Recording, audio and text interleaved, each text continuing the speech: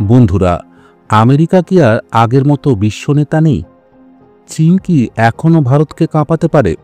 আর সেই ফাঁকে জাপান আর জার্মানি কি হয়ে উঠছে ভারতের নতুন নির্ভরযোগ্য মিত্র? 2025 সালের আগস্ট মাস। বিশ্ব এখন এক বিশাল ভূরাজনৈতিক পালাবদলের মুখে দাঁড়িয়ে। ইউক্রেন যুদ্ধ, চীন তাইওয়ান উত্তেজনা এবং যুক্তরাষ্ট্রের ভিতরমুখী অর্থনীতি, এই তিনটি উপাদান ভারতের সামনে এক নতুন কূটনৈতিক চ্যালেঞ্জ তৈরি করেছে। আর এই জটিল বাস্তবতায় ভারতের উচিত এখন আমেরিকার মুখ না চেয়ে জার্মানি ও জাপানের মতো অর্থনৈতিক ও প্রযুক্তি সমৃদ্ধ রাষ্ট্রের দিকে দৃঢ়ভাবে ঝুঁকে যাওয়া।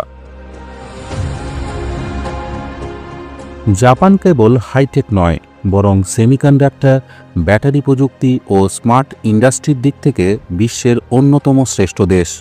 2025 সালের মধ্যে জাপান $30 বিলিয়ন ওপরে ভারতীয় লগ্নির কথা বলেছে, বিশেষ করে উত্তরপ্রদেশ, গুজরাট ও তামিলনাড়ুর হাইটেক পার্কে। মোদী সরকারের অ্যাক্ট ইজি পলিসি এই মুহূর্তে সবচেয়ে কার্যকর হয়ে উঠছে টোকিওর সাথে স্ট্র্যাটেজিক পার্টনারশিপে। একইভাবে জার্মানি হচ্ছে ইউরোপের শিল্প রাজধানী। ভলক্সওয়াগন, সিমেন্স, BASF এরা সবাই ভারতীয় উৎপাদন শিল্পে নতুন করে বিনিয়োগ বাড়াচ্ছে। আর সেই সঙ্গে Bharat Germany green hydrogen, skill development এবং ডিফেন্স টেকের দিকেও একসাথে কাজ করছে। এমনকি ইন্দো জার্মান সোলার অ্যালায়েন্স পর্যন্ত এখন চূড়ান্ত পর্যায়ে। অন্যদিকে আমেরিকা 2025 সালে ট্রাম্প প্রশাসনের অধীনে আমেরিকা এক ইনওয়ার্ড লুকিং অর্থনীতি চালু করেছে।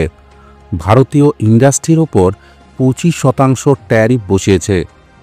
H-1B ভিসা কঠোর হয়েছে, আর সামরিক পার্টনারশিপের ক্ষেত্রেও এক ধরনের ঠান্ডা মনোভাব দেখিয়েছে হোয়াইট হাউস।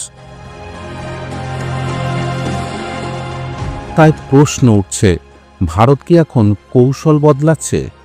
কোয়াডের থেকেও কি এখন ভারত টোকিও বার্লিন ত্রিভুজ গড়তে চাইছে? বন্ধুরা, বিশ্বব্যাপী এক নতুন অক্ষ তৈরি হচ্ছে। একদিকে চীন, রাশিয়া, ইরান, উত্তর কোরিয়া, আরেকদিকে ভারত, জাপান, জার্মানি একটি নতুন রেসপন্সিবল অ্যালায়েন্স তৈরির দিকে এগোচ্ছে।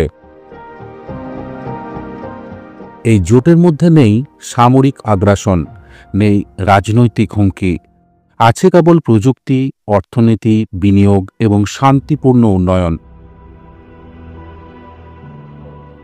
এই মুহূর্তে ভারতের সামনে যে বড় কূটনৈতিক প্রশ্ন তা হল, আমেরিকা যদি পিছিয়ে পড়ে তাহলে কে হবে ভারতের পরবর্তী প্রধান সাথী? আর উত্তরটা হয়তো টোকিও আর বার্লিনে লেখা হচ্ছে, যেখানে জোট নেই বরং বিশ্বাস আছে, যেখানে প্রতিশ্রুতি নেই বরং প্রকল্প আছে, আর যেখানে সামরিক চাপ নেই বরং ভবিষ্যতে প্রযুক্তির হাতছানি আছে। ভারত কি এখন সঠিক পথে এগোচ্ছে? আপনার কি মত? কমেন্টে জানান।